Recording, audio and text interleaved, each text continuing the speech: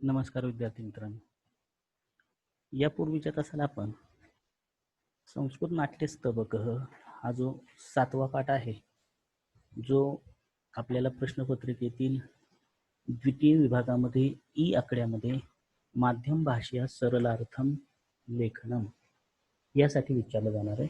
त्यातील पहिलं जे पुष्प होतं ते म्हणजे दुष्यंत राजा, त्याचा तपोवनामधील प्रवेश आणि त्या तपोवनामध्ये असणारे तपस्वी, त्यामधील वैखानस आणि अन्य तपस्वींच्या बरोबर त्यांचा जो वार्तालाप झालेला होता, तो वार्तालाप असणारा संस्कृत नाट्य प्रवेश याच्याविषयी माहिती आपण बघितलेली होती.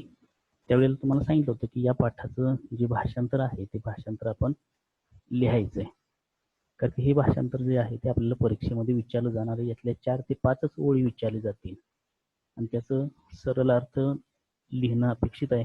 त्यामध्ये 4 पैकी 4 आपल्याला मार्क मिळणं देखील गरजेचं आहे.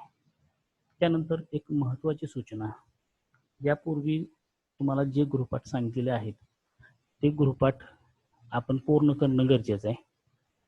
यानंतर पुढच्या आठवड्यापासून 2 तासांपैकी 1 तासामध्ये आपल्याला अध्ययन अनुभूती काही भाग शिकवलं जाईल आणि 1 तासाला मात्र काही प्रश्न दिले जातील. मग ते गुगल फॉर्मवर असतील किंवा टेस्ट मोज असतील किंवा लिखित स्वरूपामध्ये तुम्हाला काही PDF फाईल जर उपलब्ध करून दिल्या तर त्या उपलब्धतेनुसार तुम्ही त्या प्रश्नपत्रिका सोडवायचेत, प्रश्न सोडवायचेत. ऑनलाईन असेल तर ऑनलाईन सोडवा, ऑफलाईन असेल तर ऑफलाईन सोडवा. आणि हे असणारं जे ऑनलाईन असेल ते माझ्यापर्यंत तुम्ही सोडवल्याबरोबर येईलच. तुम्ही शक्यतो ऑनलाईन जे आहे तर ऑनलाईनसाठी तुम्ही जास्तीत जास्त प्रतिसाद देणं गरजेचं आहे.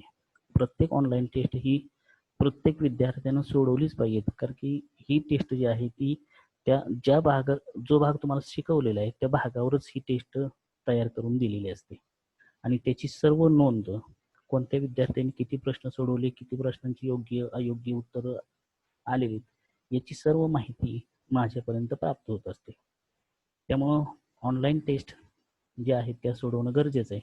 जे वेळोवेळी सांगितलेले गृहपाठ, उदाहरणार्थ समजा चित्रवर्णन, प्रत्येक चित्र त्यांची संस्कृतमधील नावं, संख्या, लेखनम, समय, बोधः, त्याचबरोबर प्रत्येक गद्य आणि पद्य उतार्यांचं भाषांतर, सर्व गद्य आणि पद्य उतार्यांचा सरलार्थ जो आहे तो सरलार्थ आपण लिहिणं गरजेचं आहे. जरी आपल्याला प्रश्नपत्रिकेमध्ये विचारलं नाही तरी सुद्धा आपल्याला काही कारणांसाठी आपल्याला हे जे भाषांतर आहे ते भाषांतर लिहिणं अपेक्षितच आहे. आता आपल्याला भाषांतर हा शब्द दिसणार नाही, पण सरळ अर्थ जो आहे तो सरळ अर्थ आपल्याला लिहिणं अपेक्षित आहे. त्याचबरोबर व्याकरणाच्या दृष्टिकोनातून पुढच्या आठवड्यामध्ये तुम्हाला कोणत्याही एका भागावर म्हणजे सूचनेनुसार बदल करा किंवा लकार परिवर्तन, त्यामधील ज्या काही 7-8 सूचना आहेत त्या सूचनानुसार प्रत्येक घटकावर एक एक प्रश्नपत्रिका तुम्हाला दिली जाईल. ऑनलाईन टेस्ट दिली जाईल अथवा ऑफलाईन PDF फाईल दिली जाईल. ती जी PDF फाईल आहे ती तुम्ही सोडवायची आहे. थोडंसं विषयांतर करतो. कदाचित आपल्या सर्वांपर्यंत आपल्या विद्यालयाचा निकाल पोचलेला असेलच.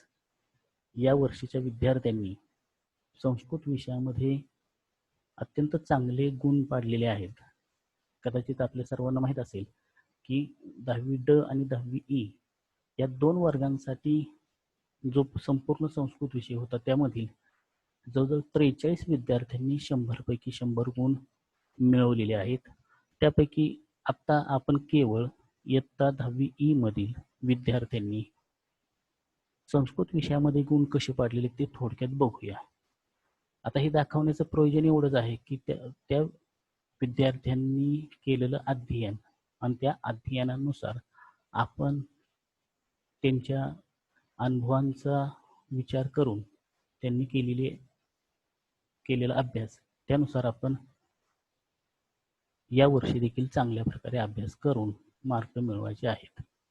ह्या 10वी ई मधील जे विद्यार्थी 70 होते त्यामध्ये 31 विद्यार्थ्यांना 100 पैकी 100 गुण आहेत. त्यामध्ये आवर्जून हे मार्क दाखवण्याचं कारण असं की यामध्ये 99 गुण पडणारे जे विद्यार्थी आहेत हे 13 विद्यार्थी आहेत. म्हणजे 31 अधिक जर 13 तर 10वी ई मधील विद्यार्थी 70 पैकीच विद्यार्थ्यांनी हे मार्क जे आहेत ते 100 पैकी 100 पाडले असते. आणि त्यामध्ये बरेचसे विद्यार्थी जे आहेत म्हणजे 99 मार्क, त्याचबरोबर 98 मार्क, 98-99 मार्क जे आहेत ते जवळजवळ 17 विद्यार्थ्यांना आहेत. तर तुमच्याकडून एक अशी अपेक्षा आहे की या विद्यार्थ्यांनी जे गुण पाडलेले आहेत यापेक्षा आपण अधिक संख्येनं 100 पैकी 100 गुण मिळवून या विद्यार्थ्यांच्या पुढे आणखीन एक आदर्श तुम्ही ठेवायला हरकत नाही. या विद्यार्थी जर हे विद्यार्थी भेटले तर त्यांना त्यांची अभ्यास प्रक्रिया आवर्जून विचारा. तर आश्चर्याची गोष्ट, तुम्ही इथं हा आकडा बघत असाल तर प्रत्येक विद्यार्थ्यांनी, या तुकडीमधील प्रत्येक विद्यार्थ्यांना 96.81 गुण म्हणजे 97 गुण प्रत्येक विद्यार्थ्यांना मिळवलेले आहेत. पुन्हा एकदा आपण गैरसमज करून घेऊ नये की हे जे गुण आहेत ते गुण केवळ आणि केवळ तुम्हाला मोटिवेशनसाठी सांगितले आहेत. की या वर्षीच्या विद्यार्थ्यांनी अगदी या वर्गातील अगदी कमी गुण मिळालेले मुद्दाम इतर विषयांचे तुम्हाला गुण दाखवलेले नाहीत. केवळ आपण संस्कृत विषयाचाच आत्ता सध्या विचार करणार आहोत. यथावकाश तुम्हाला सर्व विषयांचे गुण मिळतील किंवा पाहिले देखील असतील. तुमच्याजवळ त्या इयत्ता 10वीच्या गुणांची पोस्ट आली असेल तर ती देखील आवर्जून पहा.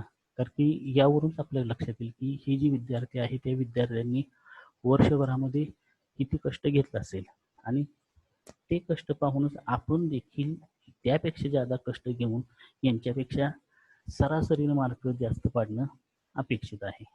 थोडंसं जे विषयांतर आहे ते विषयांतर आपण थांबवूया. आपण आज आपल्या पाठ्यपुस्तकातील जो 7वा पाठ आहे 7व्या पाठामधील जो दुसरं पुष्प आहे ते दुसरं पुष्प जे आहे ते दुसरं पुष्प आपण पाहणार आहोत. द्वितीयम पुष्पम शूद्रक विरचितम मृच्छकटिकम संस्कृत नाट्य वाङ्मये वैशिष्ट्यपूर्णम खलु. चारुदत्तस्य पुत्रः रदनिकां सुवर्णशकटिकां याचते किन्तु निर्धनः चारुदत्तः शकटं दातुं न शक्नोति. तदा एव रदनिका वसन्तसेनाम् उपगच्छति.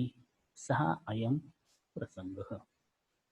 याविषयी थोडक्यात माहिती आपण बघूया की शूद्रक नावाचा जो कवी आहे, हा जो कवी आहे तो कालिदासाच्या कालखंडाच्या दरम्यानचा हा कवी आहे. त्यानं रचलेल्या ज्या संस्कृत वाङ्मयामधील जी नाटकं आहेत त्या नाटकामधील मृच्छकटिकम, संधी व्यवस्थित बघा, त्याचा अर्थ काय बघा.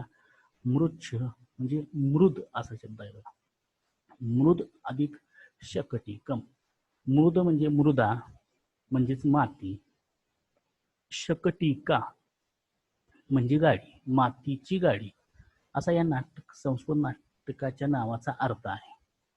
यामध्ये चारुदत्ताचा मुलगा जो रोहसेन आहे, तो रोहसेन चारुदत्ताच्या जवळची संपत्ती नष्ट झालेली होती, त्याच्या जवळ असणारं जे अधिकार होते ते निघून गेले होते, त्याच्याकडे कोणत्याही राज्यामध्ये तो नव्हता आणि त्यामुळं त्याच्याजवळची संपत्ती जवळपास नष्ट झालेली होती आणि त्यामुळं कोणी एकेकाळी अत्यंत श्रीमंत असणारा चारुदत्त आता मात्र निर्धन होता आणि निर्धन असल्यामुळं या रोहसेनाकडे असणारी जी सोन्याची गाडी होती ती सोन्याची गाडी आता त्याच्याजवळ नाही. मग सोन्याचा जो व्यवहार चारुदत्त यापूर्वी करत होता तो मात्र आता त्याला करता येत नाही आणि त्यामुळं त्याला मातीच्या गाडीवर खेळण्याची इच्छा नाही. आणि मग ती मातीच्या गाडीची खेळण्याची इच्छा नसेल तर मग ती कोणाकडून पूर्ण झाली याविषयीचा असणारा हा प्रसंग आहे. चित्रामध्ये जर तुम्ही बघितलं तर ही जी आहे ती वसंत सेना आणि ही जी आहे ती रदनिका, म्हणजे ह्या रोहसेनाची जी आहे ती दासी आहे चारुदत्ताची, आणि ही जी गाडी आहे ती गाडी म्हणजे ही सुवर्ण शकटिका, ही जी आहे ती या रोहसेनाच्या शेजारी राहणारा जो मुलगा आहे त्याची ती गाडी आहे. आणि तो मात्र ते सोन्याच्या गाडीबरोबर खेळण्याची इच्छा करत होता की मला ती सोन्याचीच गाडी हवी आहे. परंतु चारुदत्ताच्या गरिबीमुळे, निर्धनतेमुळे त्याला अशा प्रकारची सोन्याच्या गाडीबरोबर खेळण्यास मिळत नाही. त्यावेळेला ही इच्छा वसंतसेनाने कशी पूर्ण केली असा हा प्रसंग आपल्या या पाठ्यपुस्तकामध्ये आहे, या नाट्य उतार्यामध्ये आहे. याची जी प्रस्तावना आहे ती प्रस्तावना आपण बघूया आधी.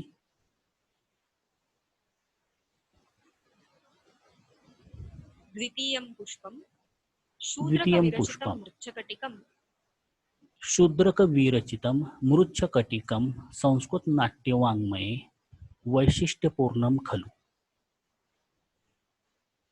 चारुदत्तस्य पुत्रः रदनिकां सुवर्णशकटिकां याचते, किन्तु निर्धनः चारुदत्तः शकटं दातुं न शक्नोति.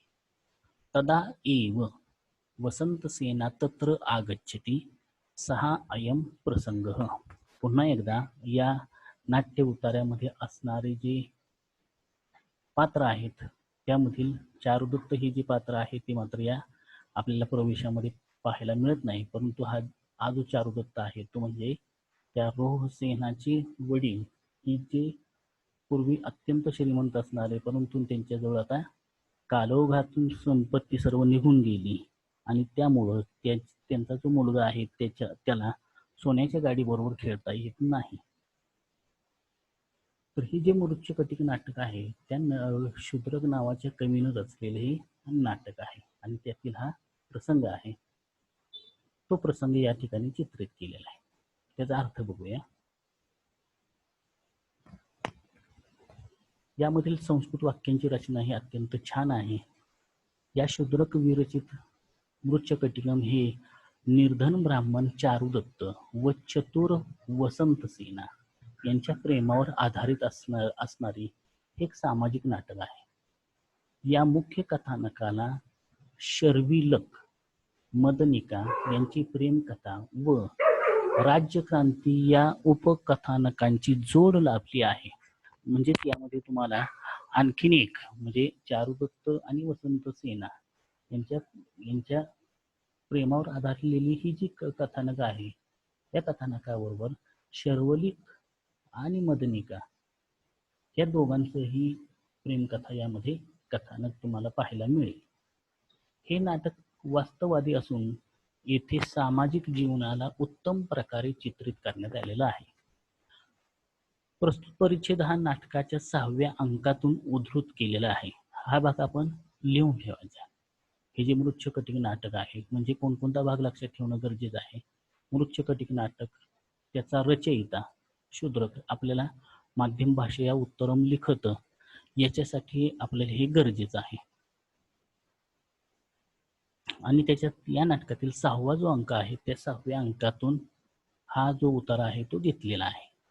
चारुदत्ताचा मुलगा रोहसेन सोन्याच्या गाडीसाठी रडून आक्रोश करतो, परंतु गरीब अशा चारुदत्ताला ती सोन्याची गाडी देणे साहजिकच जमत नाही गरिबीमुळे.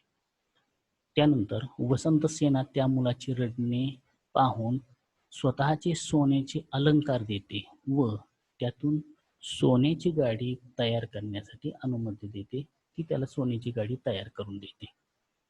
याच्यातून काही प्रसंग जे आहेत हे सर्वच प्रसंग इथं सांगणं शक्य नाही, परंतु मृच्छकटिक या नाटकामध्ये हे जे सामाजिक भान ठेवून असणारं जे नाटक आहे ते नाटक त्यावेळच्या सामाजिक परिस्थितीचं वर्णन करणारं असं ते नाटक आहे.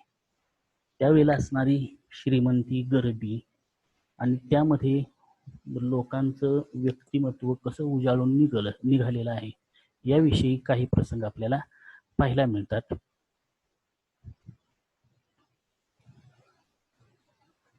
त्यानंतर प्रत्यक्ष या पाठाचं जे भाषांतर आहे म्हणजे आपल्याला जो सरलार्थ लिखाण करायचा आहे तो आपण बघूया.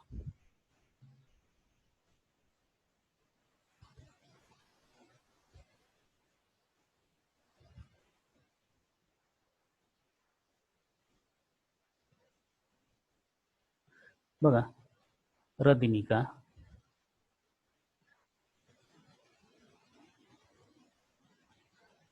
आपल्या पुढं ज्या वेळेला हे भाषांतर चालू आहे किंवा उतार्याचं वाचन चालू आहे त्यावेळेला पुस्तक असणं गरजेचं आहे आणि पेन्सिल. काही शब्दांचे अर्थ जे आहेत ते अर्थ आपण त्या ठिकाणी लिहून घ्यायचे. आपल्याला प्रत्येक वाक्याचं भाषांतर वेगवेगळं दिलेलं आहे, अखंड परिच्छेद दिलेलं नाही. आपल्याला 4 ते 5 वाक्य परीक्षेमध्ये दिली जाणार आहेत, परंतु इतर गद्य उतार्यांचं भाषांतर करणं आणि संवाद उतार्यांचं भाषांतर करणं यामध्ये मार्क आपल्याला मिळणं थोडंसं जिकरीच होतं. त्यामुळे प्रत्येक शब्द, तो शब्द किंवा ते वाक्य कोणत्या लकारामध्ये आहे, त्या शब्दांची विभक्ती कोणती आहे हे पाहणं गरजेचं आहे. जसं की हे पहिलंच वाक्य जर बघितलं तर ए ही यामध्ये ई धातू आहे आणि त्याचं लोट लकाराचं मध्यम पुरुषाचं एकवचन आहे. वत्स हे मुला. रोहसेनाला ही जी रदनिका आहे ती रदनिका म्हणते की ए ही वत्स, ए बाळा आपण दोघं गाडीने खेळूया. आता क्रीडा वह यामध्ये क्रीड धातूचं ते उत्तम पुरुषाचं द्विवचन आहे, म्हणून इथं कर्ता जो आहे तो आपण दोघे असा अर्थ आहे. बघा, आपण दोघे या गाडीने खेळूया. म्हणजे त्यांच्या कदाचित मातीची गाडी असेल त्याच्याबरोबर आपण खेळूया असं रदनिका म्हटल्यानंतर ही रदनिका जी आहे ती वसंत सेना त्या रोहसेनेला म्हणते. ए ही वत्स शकटिकया. शकटिकया यामध्ये शकटिका, बघा शकटिका हा आकारांत माला शब्दाप्रमाणे चालणारा त्याचं तृतीयचं एकवचन आहे. गाडी बरोबर खेळूया. तिथं तृतीयमध्ये शब्द असल्यानं गाडीने, गाडीच्या साह्याने, त्याचं कारकार्थ साधन असं आहे आपल्याला माहिती आहे. करणम, बघा ए बाळा आपण गाडी बरोबर खेळूया. तिथे जे अवतरण चिन्ह आहे ते अवतरण चिन्ह जसं आहे तसं आपल्याला देणं क्रमप्राप्त आहे.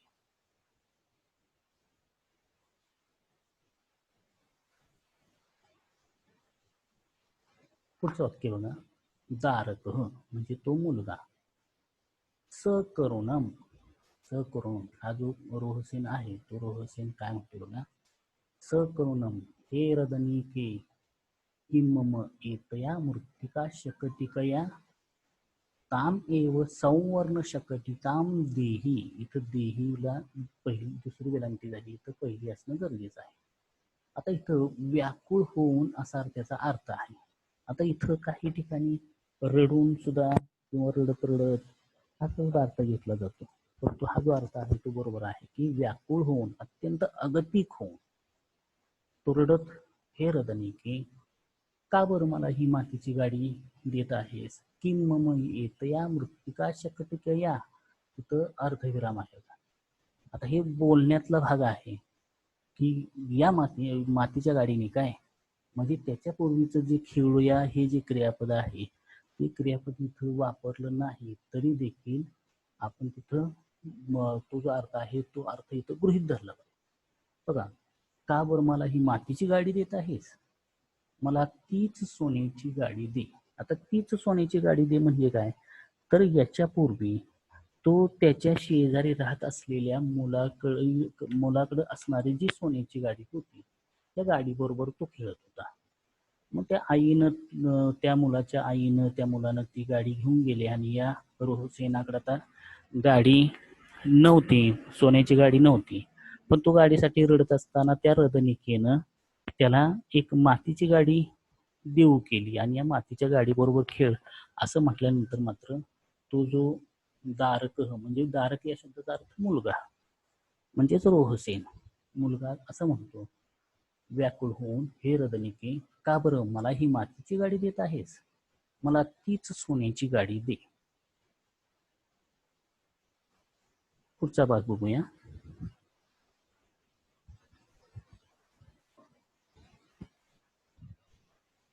यावर रदनिका काय म्हणते बघा, स निर्वेदम निश्वस्य जात कुतः अस्माकं सुवर्ण व्यवहारः तातस्य पुनः अपि रुद्ध्या सुवर्ण शकटिकया क्रीडसि स्वगतम तत् यावत् विनोदयामि एनं आर्या वसंत सेनायाः समीपम उपसर्पिष्यामि उपसृत्य आर्ये प्रणमामि.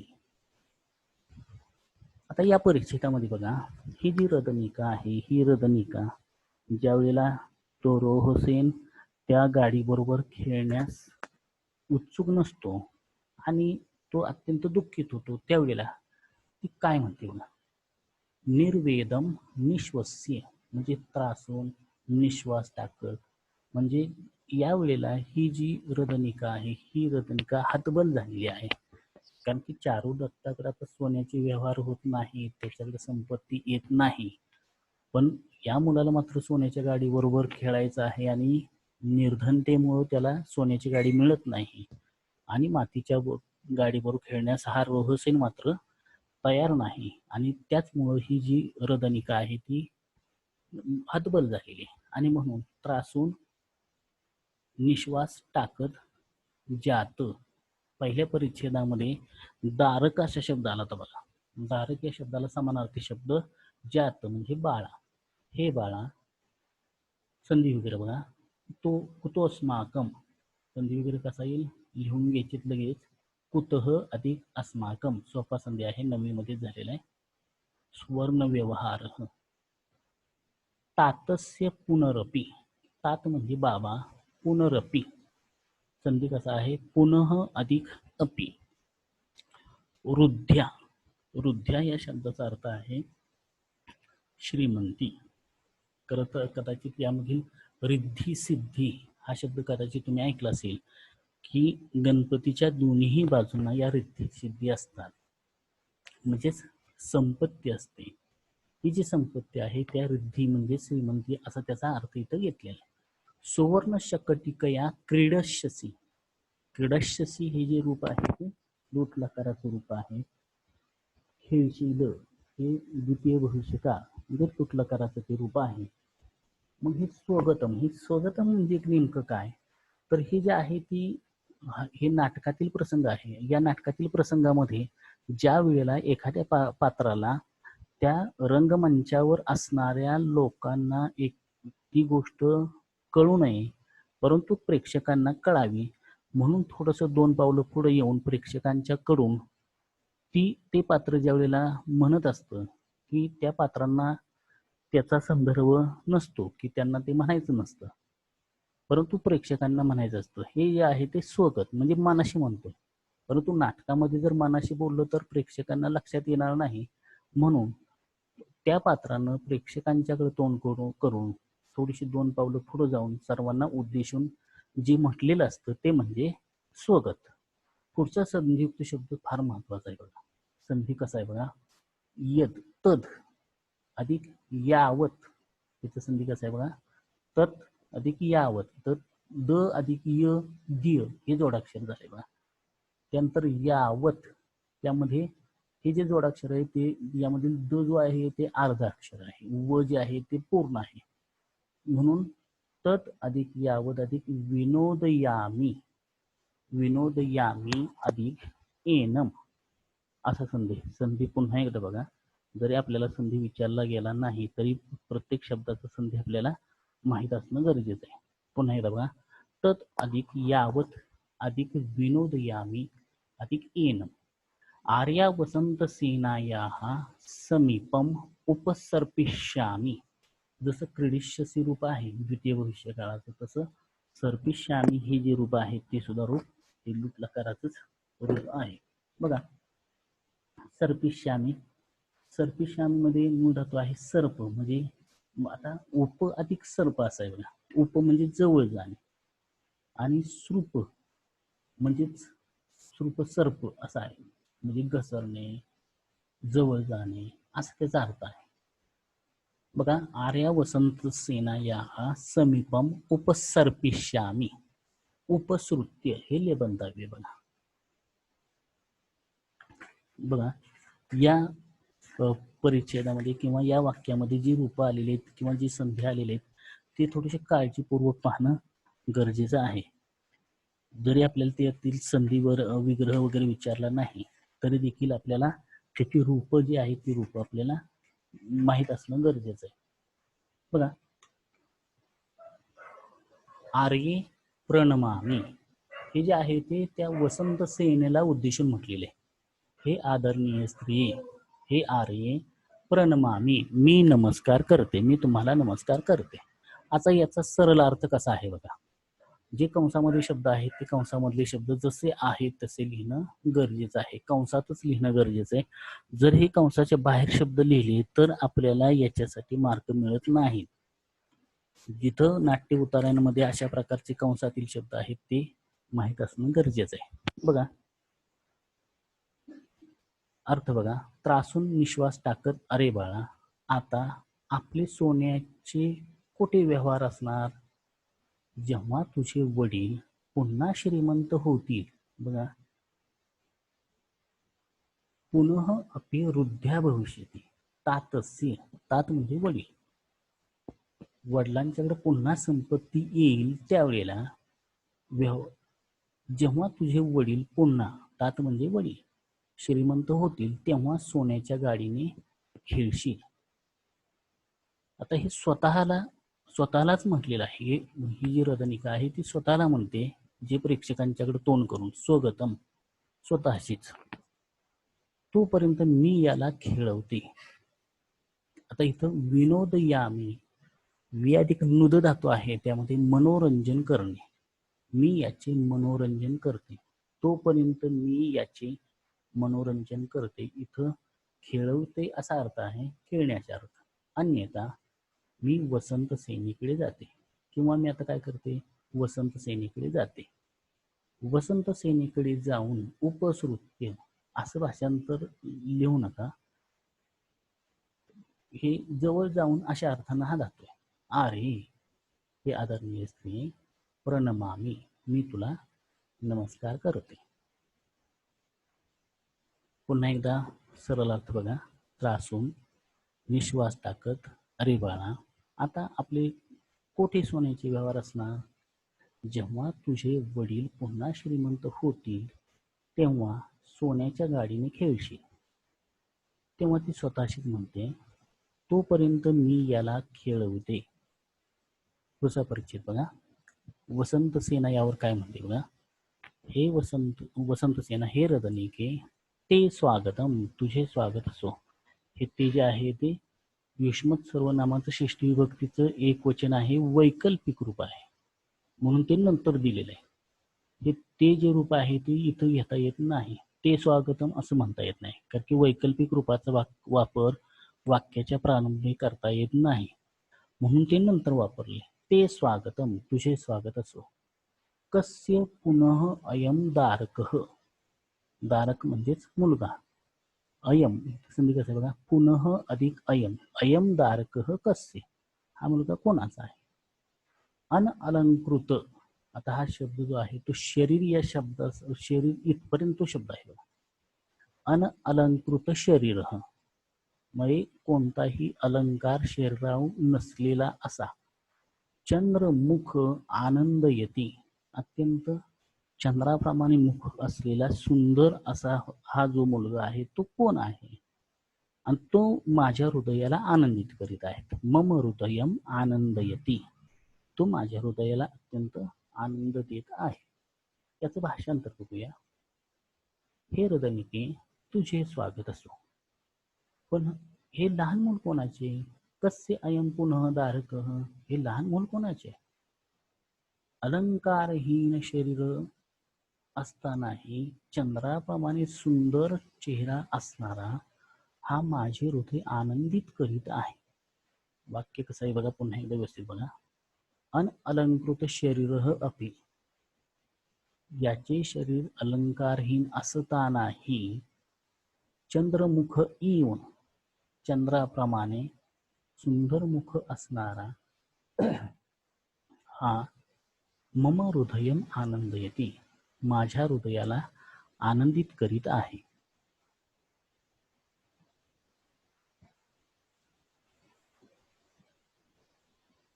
इथं तो जो दारक आहे तो शब्द व्यवस्थित लक्षात ठेवा. दारक मुलगा, त्याचबरोबर दुसरा शब्द जो आलेला आहे तो देखील लक्षात ठेवायचं जातः अशा अर्थाला.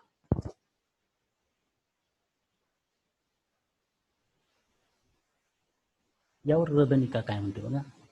एष खलु आर्य चारुदत्तस्य पुत्र रोहसेनः नाम.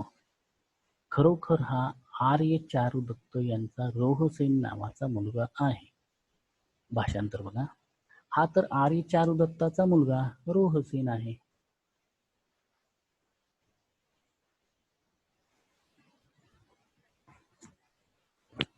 त्यानंतर पुढचा परिचय संवाद बघा.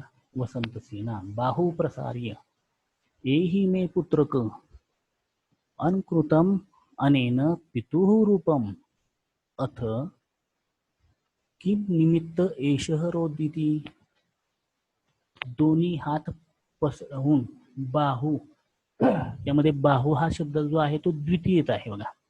द्विवचनामध्ये प्रथमेच्या द्विवचनामध्ये बाहू उकारांत शब्द चालवला तर द्विवचन प्रसार्य म्हणजे द्विवचन दोन्ही हात असा अर्थ त्याच्यामध्ये आहे. हा शब्द जो आहे तो द्विवचनामध्ये दोन्ही हात प्रसार्य पसरवून पुढे घेऊन. हे मे पुत्रक एही, हे सुद्धा मे जे रूप आहे ते वैकल्पिक रूप आहे असं मत सर्वनाम चालवलं. मगाशी जसं तव ते रूप आलं होतं ते सुद्धा वैकल्पिक रूप, आणि इथं मे हे जे रूप आहे ते सुद्धा वैकल्पिकच रूप आहे म्हणून ते वाक्याच्या प्रारंभी वापरलेलं नाही. पुन्हा सूचना लक्षात ठेवा, वाक्याच्या प्रारंभी वैकल्पिक रूपांचा वापर करता येत नाही म्हणजे मध्ये वापरलं बघा. एही, एही हे रूप जे आहे ते ई दोन परस्मैपदी जो धातू आहे त्याचं लोट लकाराचं मध्यम पुरुषाचं एकवचन आहे. पुत्रक म्हणजे मुला. हे बाळा,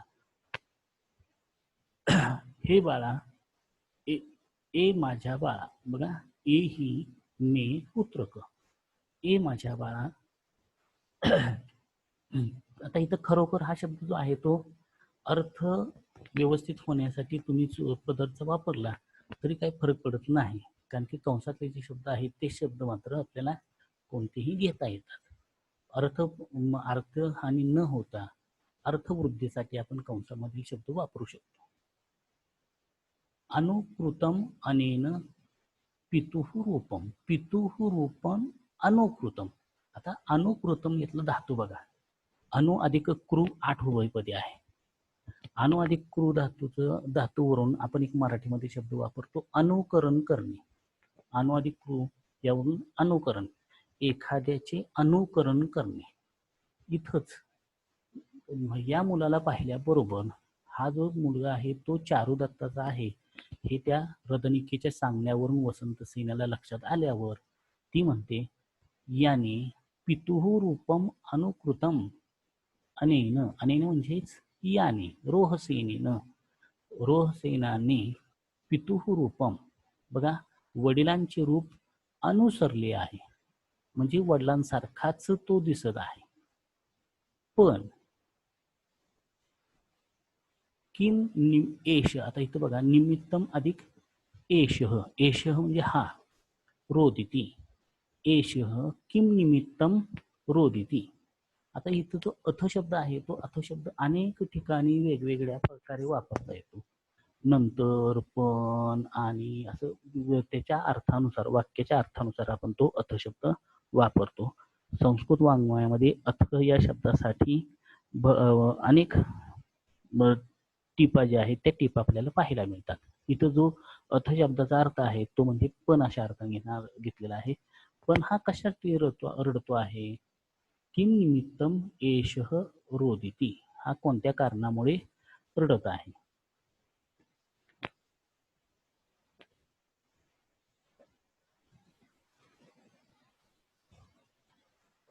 रदनिका एतेन प्रतिवेशकदारकस्य सुवर्णशकटिकया क्रीडितं तेन च सा नीता ततः पुनस्तां याचते ततः मया इयं मृत्तिकाशकटिका कृत्वा दत्ता. ततः बनति, हे रदनिके, किं मम एतया मृत्तिकाशकटिकया ताम एव सवर्णशकटिकां देहि. आता या परिच्छेदामध्ये ही रदनिका हा रोहसेन कोणत्या कारणामुळे रडत आहे आणि रडत असताना तो त्यानं कोणत्या गोष्टीची मागणी केली यावर ही रदनिका सांगते. बघा, येतेन प्रतिवेशिक, प्रतिवेशिक या शब्दाचा अर्थ आहे शेजारचा मुलगा. प्रतिवेशिक दारक म्हणजे मुलगा, शेजारी राहत असणारा जो मुलगा आहे तो सुवर्ण शकतिकया क्रीडितम, सोन्याच्या गाडी बरोबर खेळत होता आणि खेळत असताना काही कालावधीनंतर तेन दारकेन सा शकतिका नेता, त्या मुलाने ती जी सोन्याची गाडी होती ती गाडी तो घेऊन गेला. ततः, इथं ततः झालं हे असं नको, ततः पुनः ताम याचिते, आणि पुन्हा तो त्या गाडीची याचना करू लागला, मागू लागला. ततः मया इयम, मग ती गाडी मागू लागला म्हणून मी मृत्तिका शकतिका कृत्वा, मी मातीची गाडी तयार केली आणि त्याला दिली. तर म्हणतो कसा, ततः म्हणती तेव्हा तो म्हणतो कसा, हे रदनिके किम मम एतया मृत्तिका शकतिकया, काय ह्या मातीच्या गाडी बरोबर मी खेळू, ताम एव संवर्ण शकतिकाम देही, तीच सोन्याची गाडी मला दे. हे जे वाक्य आहे ते आपण प्रारंभी बघितलं होतं. बघा, हा शेजारच्या मुलाच्या सोन्याच्या गाडी बरोबर खेळत होता.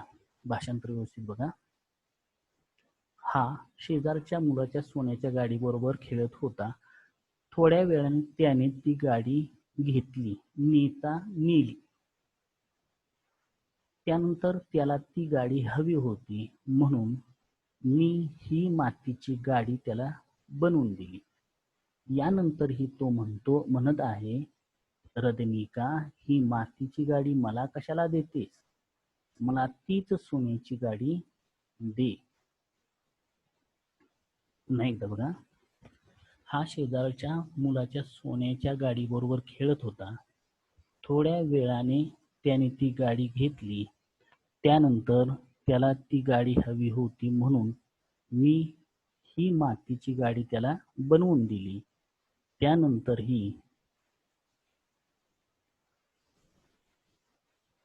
यानंतरही तो म्हणत आहे, हे रदनिका, ही मातीची गाडी मला कशाला देतेस, मला तीच सोन्याची गाडी दे.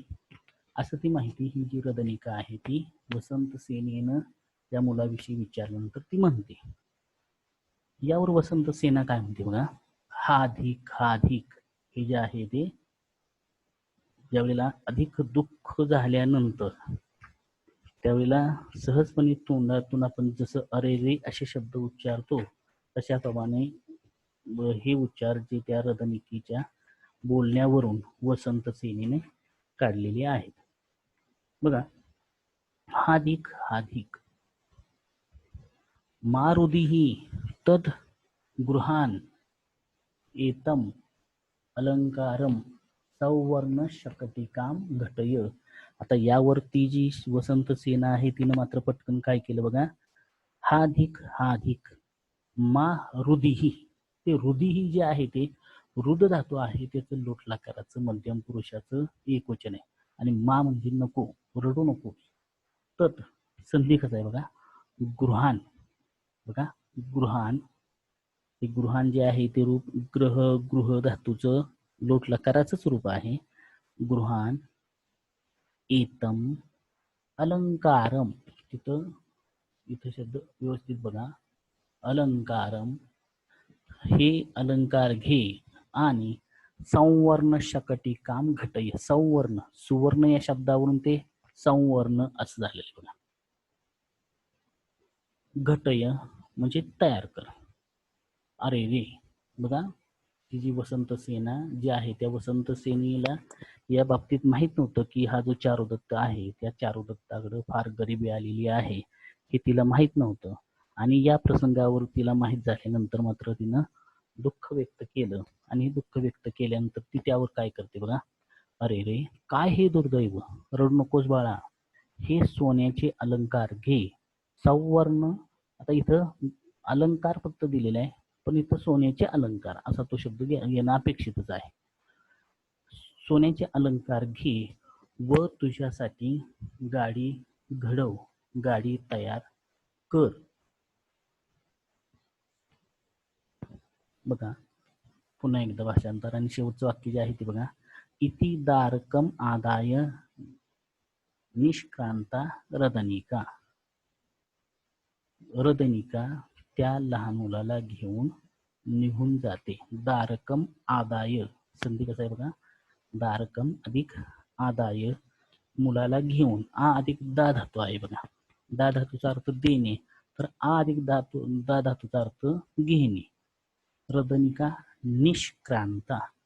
निष्क्रांतामध्ये निस अधिक क्रम असा धातू आहे बघा. निस अधिक क्रम निघून जाणे, निघून जाते. अशा प्रकारे या सर्व पाठामध्ये असणारा जो या नाट्य उतारा जो आहे त्या नाट्य उतार्याचं भाषांतर आहे. यानंतर आपण जे पाहणार आहोत ते या नाट्य उतार्यामध्ये असणारे जे शब्दार्थ आहेत ते शब्दार्थ आधी बघूया.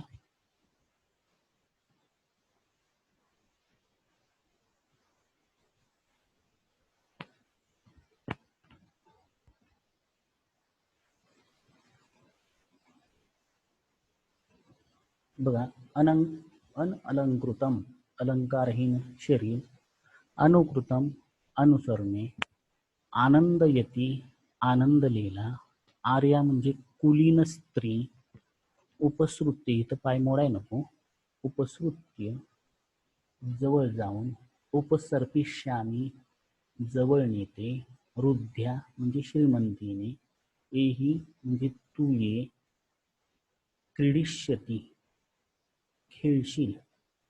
आता इथं जे आहे ते खेळातील शब्द चुकीच आहे बघा. खेळशील कारण ते लुटलकाराचं रूप आहे, द्वितीय भविष्य काळाचं आहे. त्यानंतर गृहान म्हणजे तू घे आणि घटय म्हणजे तू घडव कारण की मध्यम पुरुष आहे. म्हणजे तू हा करता जो आहे मध्यम पुरुषाचा तो तिथं अध्यावृत अपेक्षितच आहे. चंद्रमुख म्हणजे चंद्राप्रमाणे मुख असलेला असलेली, देही म्हणजे तू दे इथं सुद्धा तू हा करताय. निश्वस्य म्हणजे निश्वास सोडून, भनती भन धातूचा अर्थ आहे बोलणे म्हणणे. बोलणे या अर्थासाठी धातू भरपूर आहेत. भन, गद, कथ, वद इत्यादी. भनती म्हणजे म्हणाला. मृत्तिका म्हणजे माती किंवा चिखल. रोदिती तल पहिली विनंती असणं अपेक्षित आहे, रडत आहे. वत्स म्हणजे दारक पुत्र हे जे आहे ते सर्व बाळ अशा अर्थाने ते तीनही शब्द आहेत. विनोदयामी म्हणजे खेळवते. शकटिका म्हणजे गाडी. सकरुणा म्हणजे रडत रडत. निर्वेद म्हणजे त्रासून किंवा वेदनेने. हादिक म्हणजे अरे रे.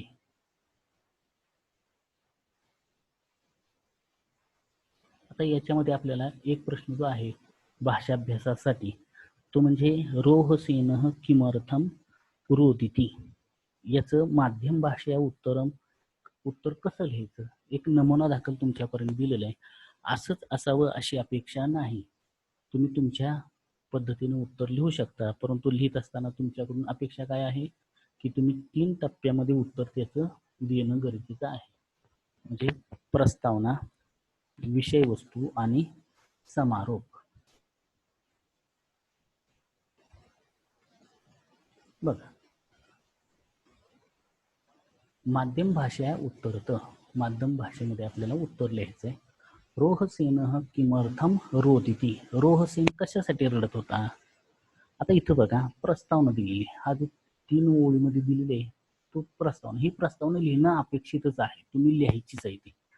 आणि मग नेमका तो रोहसेन का रडत होता हे नंतर सांगायचं, परिच्छेद पाडून सांगायचं. कसल्याही परिस्थितीत ही एकाच परिच्छेदामध्ये उत्तर द्यायचं नाही. म्हणजे हा भाग अखंड सुरू झाला की इथपर्यंत असं सहज लिहायचं नाही, तर काय करायचं हे जे आहे ती प्रस्तावना. आता इथं प्रस्तावना कशी दिली बघा. शूद्रक विरचित मृच्छकटिकम. हे मग सांगितल्याप्रमाणे हे शब्द जे आहेत ते लक्षात ठेवायचे. शूद्रकानं रचलेले हे जे मृच्छकटिक हे जे नाटक आहे त्या नाटकाविषयी माहिती सांगायची. हे मानवी भावनांना नैसर्गिकपणे चित्रित करणारे उत्कृष्ट नाटक आहे. 6व्या अंकातील सोन्याच्या गाडीचा प्रसंग हा देखील रोहसेन या लहान मुलाच्या भावनांना उत्तम प्रकारे प्रकाशित करत आहे. ही झाली प्रस्तावना. नंतर परिच्छेद पाडायचा. इथं सुद्धा परिच्छेद पाडल्याप्रमाणे लिहायला पाहिजे. थोडंसं पुढं यायचं. चारुदत्ताचा मुलगा रोहसेन हा शेजारच्या मुलाच्या सोन्याच्या गाडीशी खेळत असतो, पण काही वेळाने ती गाडी तो शेजारचा मुलगा घेऊन जातो. साहजिकच रोहसेन त्या सोन्याने बनवलेल्या गाडीकडे आकर्षित होतो, पण गरीब असल्या कारणाने त्याला खरी खुरी सोन्याची गाडी खेळायला मिळत नाही व त्याला वाईट वाटते. रदनिका त्याचे रडणे थांबवण्यासाठी त्याला नवीन मातीची गाडी बनवून देते, परंतु रोहसेन सोन्याच्या गाडीचा अट्टहास करतो व आक्रोश करतो.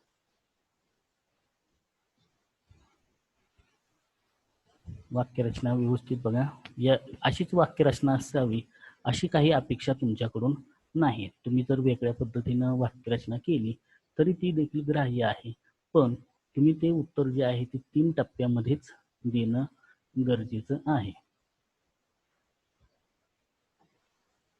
अशा प्रकारे आपण हा जो पाठ आहे या पाठामधील जो भाग होता तो म्हणजे हा जो शूद्रक आहे, या शूद्रकानं रचलेलं मृच्छकटिक नाटक, त्यातील हा रोहसेनाचा प्रसंग, त्यामध्ये रदनिका, रदनिकेचा हातबलपणा, रोहसेनाचा हट्टी स्वभाव आणि वसंत सेनच्या मनामध्ये जी चारुदत्ताबद्दलची जी भावना आहे ती भावना आपल्याला या पाठामध्ये दिसत आहे. या पाठाविषयी जर काही शंका असेल तर तुम्ही आवर्जून विचारायला हरकत नाही. सर्वांसाठी पुन्हा एकदा सूचना, गतवर्षी इयत्ता 10वीची जी 43 मुलं आहेत त्या 43 मुलांपैकी जर कोण तुम्हाला भेटलं, अगदी 98-99 मार्क पडणारे जे विद्यार्थी आहेत त्यांची जरी गाठ पडली तरी देखील तुम्हाला त्यांनी जसा अभ्यास केला होता त्या पद्धतीचा थोडासा अवलंब सर्व विद्यार्थ्यांनी करणं अपेक्षित आहे. धन्यवाद.